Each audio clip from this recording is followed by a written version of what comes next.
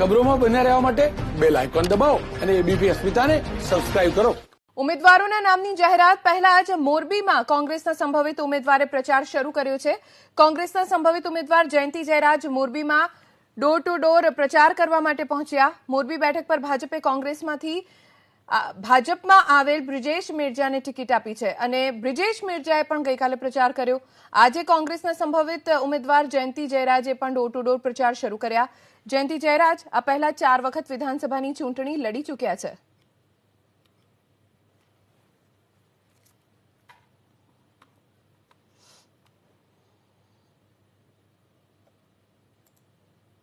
અમે કોંગ્રેસ પક્ષનો પ્રચાર પેટા ચૂંટણીમાં પક્ષ વતી ચાલુ કરી દીધો છે અને એની અંદર અત્યારે લોકોનો ગામડાનો અમને બહુ સારો આવકાર મળે છે.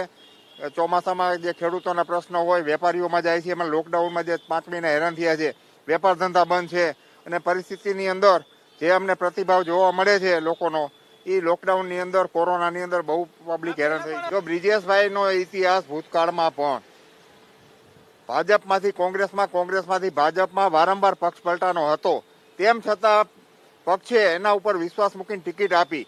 પણ બ્રિજેશભાઈએ જે 2.5 વર્ષમાં રાજીનામું આપ્યું, એનો કોંગ્રેસ પક્ષનો મતદારોનો બંનેનો જે ગદ્દારી કરેલી છે એનો પ્રજા જડબાતોડ જવાબ આપશે. અને વ્યક્તિગત રીતે હું 35 વર્ષીય કોંગ્રેસ પક્ષનો એક સૈનિક છું અને મને પ્રજા ઓળખે છે અને મારે કોઈ દિવસ પક્ષની સાથે મેં કોઈ દિવસ ગદ્દારી કરી નથી.